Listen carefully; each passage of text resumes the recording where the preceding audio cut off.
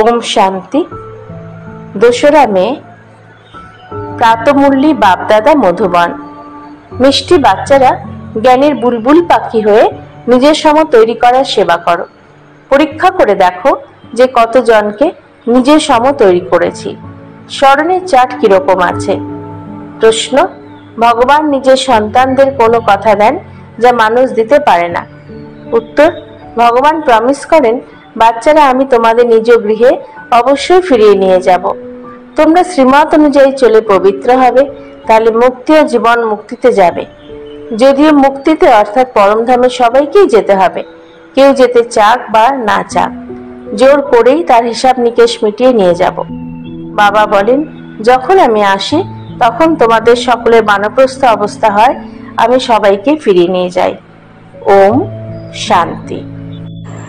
বাচ্চাদের এখন এই ঈশ্বরীয় পাঠে মনোযোগ দেওয়া উচিত। যেই রূপ বলা হয় সর্বগুণ সম্পন্ন, 16 কলা সম্পূর্ণ, এই সব গুণ ধারণ করতে হবে।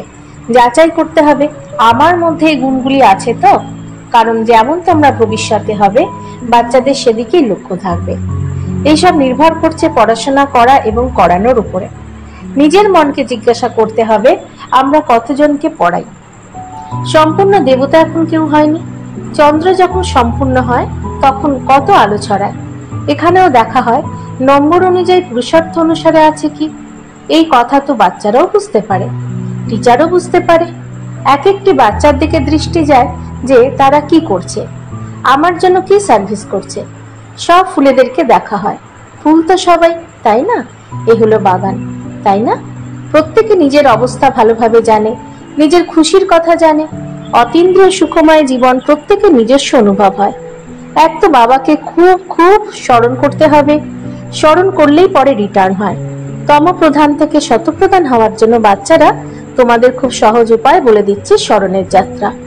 প্রত্যেকে নিজেকে জিজ্ঞাসা করো আমাদের স্মরণের চার্ট ঠিক আছে? কাউকে নিজের সম পরিণত করেছে কি? কারণ তোমরা হলে জ্ঞানের বুলবুল পাখি, তাই না? কেউ টিয়া, কেউ অন্য কিছু। তোমাদের পায়রা নয়, টিয়া পাখি হতে হবে। নিজেকে জিজ্ঞাসা করা খুবই সহজ, কতক্ষণ বাবার স্মরণ থাকে, কতক্ষণ অতীন্দ্রিয় সুখের অনুভূতি হয়। মানুষ থেকে দেবতা হতে হবে, তাই না? মানুষ তো শুধুই মানুষ, পুরুষ ও স্ত্রী যেটাই বলো, দেখতে তো মানুষই। তোমরা যদিও দৈবী গুণ ধারণ করেই দেবতা হও, তোমরা ছাড়া আর কেউ দেবতায় পরিণত হয় না। এখানে আসে দৈবী কুলের মতন হতে, সেখানেও তোমরা দৈবী কুলের সমান থাকো। সেখানে তোমাদের কোনো রাগ দেশযুক্ত কোনো শব্দে উচ্চারিত হবে না। এমন দৈবী পরিবারের সদস্য হওয়ার জন্য খুব পুরুষার্থ করতে হবে, পড়তেও হবে নিয়ম অনুযায়ী, কখনো মিস করা উচিত নয়। যতই অসুস্থ থাকো তবুও বুদ্ধিতে যেন শিব বাবার স্মরণ থাকে। এর জন্য মুখে কথা বলার প্রয়োজন নেই। আত্মা জানে আমরা হলাম শিব বাবার সন্তান, বাবা আমাদের ফিরিয়ে নিয়ে যেতে এসেছেন। এই প্র্যাকটিস খুব ভালো থাকা উচিত। যেখানে থাকো কিন্তু বাবার স্মরণে থাকো। বাবা এসেছেন শান্তিধাম সুখধামে নিয়ে যেতে, কতখানি সহজ। অনেকে আছে যারা বেশি ধারণ করতে পারে না। আচ্ছা, শুধু স্মরণ করো। এখানে সব বাচ্চারা বসে আছে, তাতেও নম্বর অনুযায়ী আছে। হ্যাঁ, এমন হতে হবে। শিব বাবাকে অবশ্যই স্মরণ করে, অন্য সব সঙ্গ ত্যাগ করে একই সঙ্গে যুক্ত তো অনেকেই থাকে। অন্য কারো স্মরণ থাকে না, কিন্তু তাতে শেষ সময় পর্যন্ত পুরুষার্থ করে যেতে হবে, পরিশ্রম করতে হয়। মনে মনে একমাত্র শিব বাবার স্মরণ যেন থাকে। যেখানেই বেড়াতে যাও অন্তরে শিব বাবার স্মরণ যেন থাকে। মুখে কথা বলার দরকার নেই, খুব সহজেই পড়াশোনা পড়া পড়িয়ে তোমাদের নিজের মতন তৈরি করে। এমন অবস্থায় বাচ্চারা তোমাদের পৌঁছাতে হবে। যেমন শতপ্রধান অবস্থায় এসেছিলে তেমন অবস্থায় ফিরে যেতে হবে। এই কথাটি বোঝানো কত সহজ। সংসারের কাজকর্ম করতে করতে চলতে ফিরতে নিজেকে ফুলে পরিণত করতে হবে। পরখ করে দেখতে হবে আমার মধ্যে কোনো ভুল নেই তো। হীরের দৃষ্টান্ত খুব ভালো দেওয়া হয়েছে নিজের পরখ করার জন্য। তোমরা নিজেরাই হলে ম্যাগনিফাইং গ্লাস। অতএব নিজের পরখ করতে হবে আমার মধ্যে দেহ অভিমান অল্প মাত্রা হলেও নেই তো। যদি এই সময় সবাই হলে পুরুষার্থী, কিন্তু এম অবজেক্ট তো সামনে রয়েছে, তাই না? তোমাদের সবাইকে সংবাদ দিতে হবে বাবা বলেছেন খবরের কাগজে ছাপানোর জন্য খরচ করতে হলেও এই সংবাদ যেন সবার কাছে পৌঁছে যায়। বলো, এক বাবাকে স্মরণ করো, তাহলে বিকর্ম বিনাশ হয়ে যাবে এবং পবিত্র হয়ে যাবে। এখন কেউ পবিত্র নয়। বাবা বুঝিয়েছেন পবিত্র আত্মারা হয় নতুন দুনিয়া। এই পুরানো দুনিয়াটি হলো অপবিত্র। এখানে একজনও পবিত্র নয়। আত্মা যখন পবিত্র হয় তখন পুরানো দেহ ত্যাগ করে দেয়। ত্যাগ করতেই হবে। স্মরণ করতে করতে তোমাদের আত্মা একদম পবিত্র হয়ে যাবে। শান্তিধাম থেকে আমরা সম্পূর্ণ পবিত্র আত্মা এসে গর্ভমহলে বিরাজিত হই। তারপরে এতখানি পার্ট প্লে করি। এবারে চক্র পূর্ণ করে তোমরা আত্মারা আবার ফিরে যাবে পরমধামে। সেখান থেকে আবার আসবে সুখধামে। সেখানে হয় গর্ভমহল। তবুও পুরুষার্থ করতে হবে উঁচু পদমর্যাদা প্রাপ্ত করার জন্য। এই হলো পড়াশোনা। এখন নরক বিশালয় বিনাশ হয়ে শিবালয় স্থাপন হচ্ছে। এখন তো সবাইকে ফিরে যেতে হবে। তোমরাও বুঝতে পারো আমরা শরীর ত্যাগ করে নতুন দুনিয়ায় গিয়ে প্রিন্স প্রিন্সেস হব। কেউ ভাববে আমরা প্রজায় চলে যাব। তার জন্য বুদ্ধির লাইন একেবারে ক্লিয়ার থাকা উচিত। একমাত্র বাবার স্মরণ যেন থাকে, অন্য কিছু যেন স্মরণে না আসে। একেই বলা হয় পবিত্র বেদার। শরীরও যেন স্মরণে না থাকে। এটা তো হলো পুরনো ছিচির শরীর, তাই না? এখানে জীবিত অবস্থায় মরতে হবে, এই কথা যেন বুদ্ধিতে থাকে। এখন আমাদের ঘরে অর্থাৎ পরমধাম ফিরে যেতে হবে। নিজের ঘর পরমধামকে আমরা ভুলে গেছি। এখন বাবা আবার মনে করাচ্ছেন। এখন এই নাটক পুরো হচ্ছে। বাবা বোঝাচ্ছেন তোমরা সবাই আছো বানপ্রস্থে। সম্পূর্ণ বিশ্বে সকল মানুষ মাত্রের হলো এই সময় বানপ্রস্থ অবস্থা। আমি এসেছি সব আত্মাদের বাণীর ঊর্ধ্বে নিয়ে যাই। বাবা বলেন এখন তোমরা ছোট বড় সবার হলো বানপ্রস্থ অবস্থা। বানপ্রস্থ কাকে বলা হয় এই কথাও তোমরা জানতে না।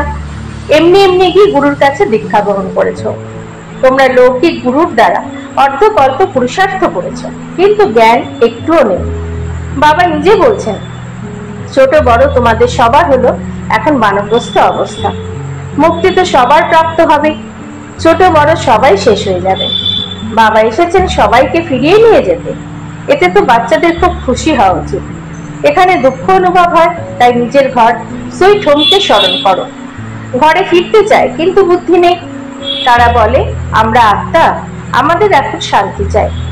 বাবা বলেন কত সময়ের জন্য চাই। এখানে তো সবাইকে নিজের নিজের পার্ট প্লে করতে হবে।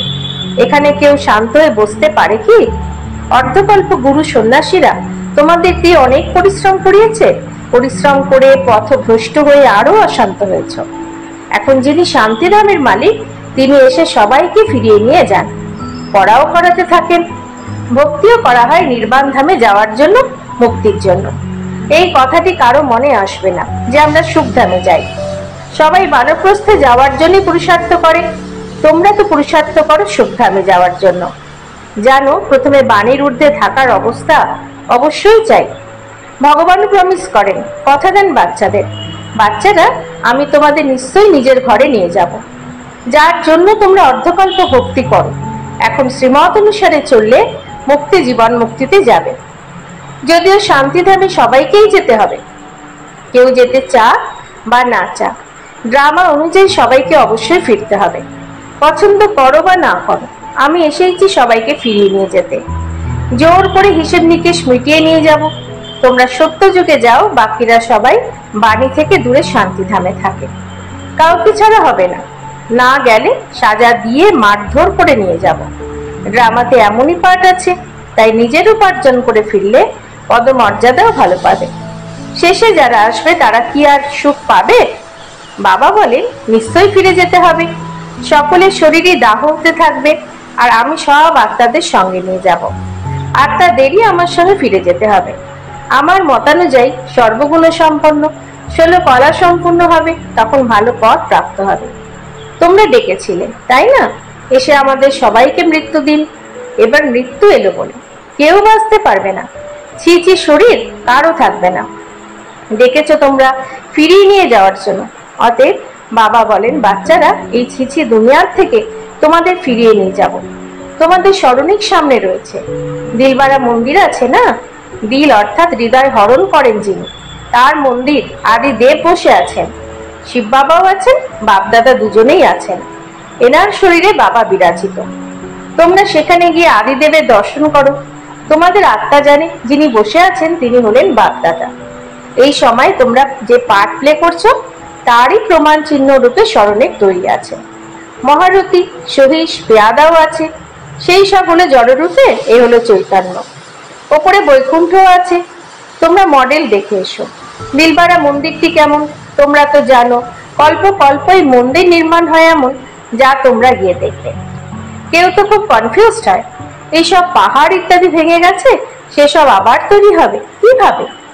এইসব চিন্তন করা উচিত নয়।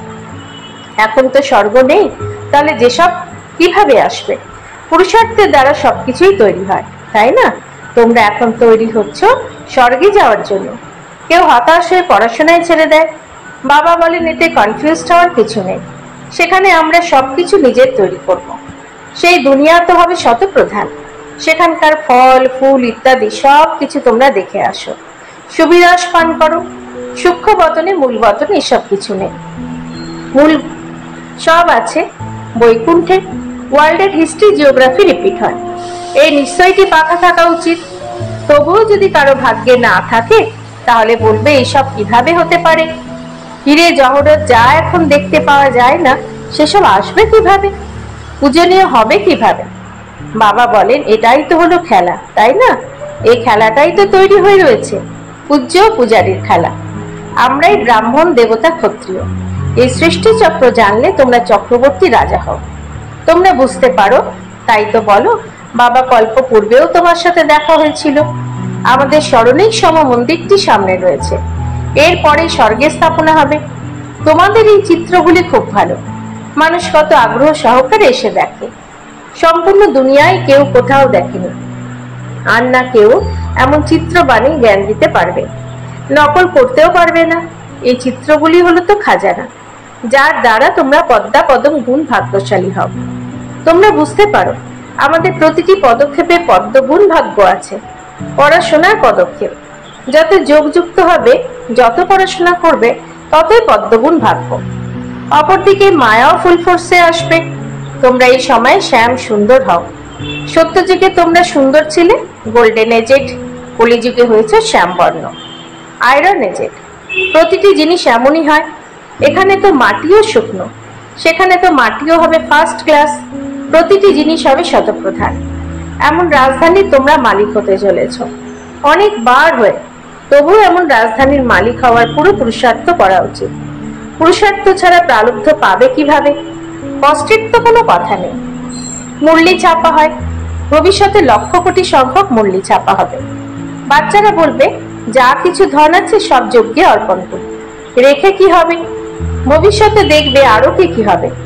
বিনাশের প্রস্তুতিও দেখবে, রিহার্সাল হতে থাকবে, তারপর শান্তি হয়ে যাবে। বাচ্চাদের বুদ্ধিতে সম্পূর্ণ জ্ঞান আছে, খুব সহজ এই জ্ঞান। শুধুমাত্র বাবাকে স্মরণ করতে হবে। আচ্ছা, মিষ্টি মিষ্টি হারানিধি বাচ্চাদের প্রতি মাতা পিতা বাপদাদার স্মরণের স্নেহ সুমন আর সুপ্রভাত। আত্মাদের পিতা তার আত্মারূপী বাচ্চাদেরকে জানাচ্ছেন নমস্কার। আমাদেরও বাপদাদাকে ধন্যবাদ, নমস্কার। ধারণার জন্য মুখ্য সার: 1. এই শরীরকে ভুলে সম্পূর্ণ পবিত্র বেগার হতে হবে। লাইন ক্লিয়ার রাখতে হবে, বুদ্ধিতে যেন থাকে এখন নাটক সম্পূর্ণ হয়েছে, আমরা নিজের সুইট হোমে ফিরে যাই। 2. পড়াশোনার প্রতিটি কদমে পদম রয়েছে, তাই রোজ মন দিয়ে ভালোভাবে পড়তে হবে। দেবতা কুলের মতো হওয়ার পুরুষার্থ করতে হবে। নিজেকে জিজ্ঞাসা করতে হবে আমার অতীন্দ্রিয় সুখের অনুভূতি কতখানি হয়, খুশি থাকে? বরদান: বুদ্ধির স্বাদ আর সহযোগের হাতের দ্বারা আনন্দের অনুভবকারী ভাগ্যবান আত্মা ভব।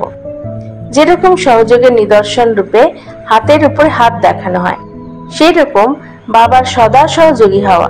এটাই হলো হাতের মধ্যে হাত রেখে সদা বুদ্ধি দিয়ে সাথে থাকা, অর্থাৎ মনের একাগ্রতা একেতেই থাকা। সদাই এই স্মৃতি যেন থাকে যে গডলি গার্ডেনে হাতের উপরে হাত রেখে সাথে সাথে চলছি। এর দ্বারা সদা মনোরঞ্জনে থাকবে, সদা খুশি আর সম্পন্ন থাকবে। এইরকম ভাগ্যবান আত্মারা সদাই আনন্দের অনুভব করতে থাকে। স্লোগান: দুয়ার খাতা জমা করার সাধন হলো সন্তুষ্ট থাকা আর সন্তুষ্ট করা। ওম শান্তি।